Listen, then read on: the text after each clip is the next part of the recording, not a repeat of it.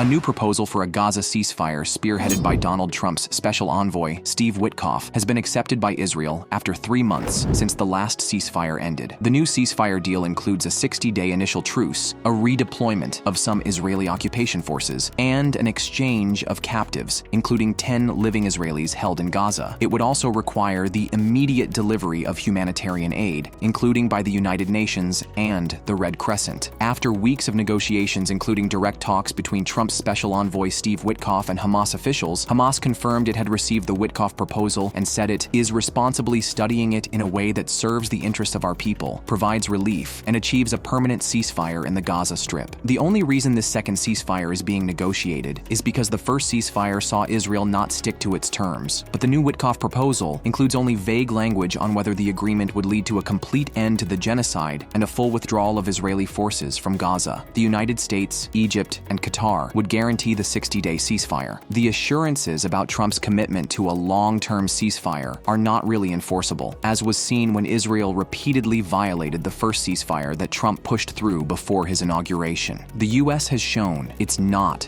an independent mediator. Hamas had received a direct commitment from Witkoff that 2 days after the release of U.S. hostage Hamas held, the Trump administration would compel Israel to lift the Gaza blockade and allow humanitarian aid to enter the territory. None of this transpired. A senior Israeli official, according to Haaretz, said the vague language in the draft will allow Netanyahu to resume the war after 60 days. Israeli officials boasted to Ynet that, under the terms of the Witkoff paper, Israel is not giving up its strategic achievements, claiming that the framework will allow Israeli forces to remain entrenched along the Philadelphia corridor along Gaza's southern border with Egypt. This ceasefire, like the previous one, has been developed considering Israeli interests and demands. Israeli officials of all stripes see their occupation of Gaza as too good an opportunity to give up. The vague language in the ceasefire deal is how Israel plans to get around the deal.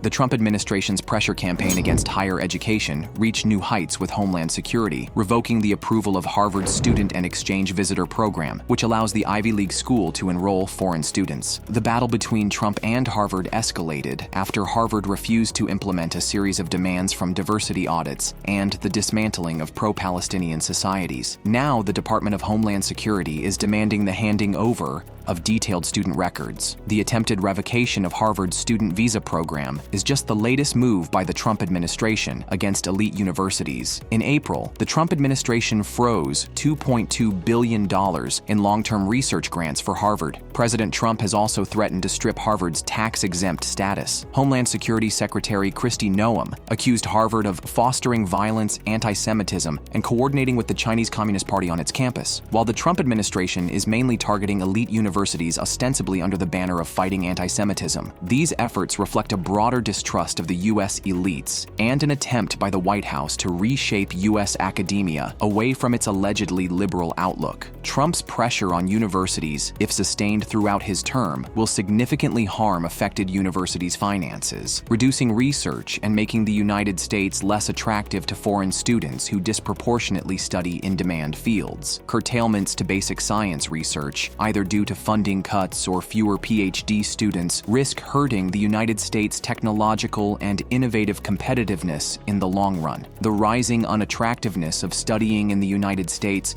and the potential negative impacts on basic science research will undercut the United States' long-term competition against China in emerging technologies that depend on basic science research.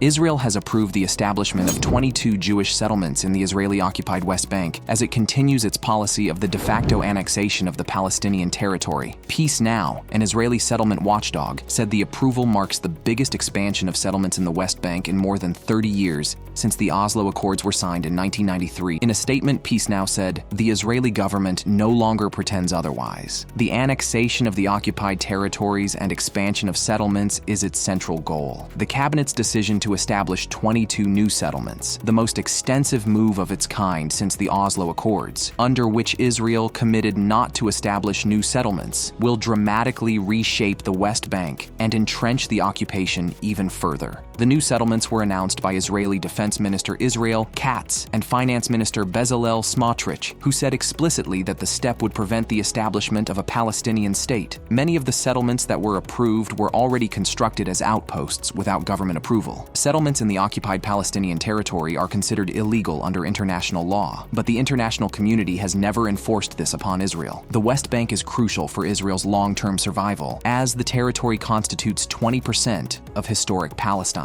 The West Bank's topography, being high land that overlooks Israel's narrow core territory along the Mediterranean, is necessary for strategic depth. Israel's strategy has for long been engaging in military campaigns that destroy refugee camps and displace tens of thousands. Alongside this settlement, construction and expansion is the path to eventual annexation.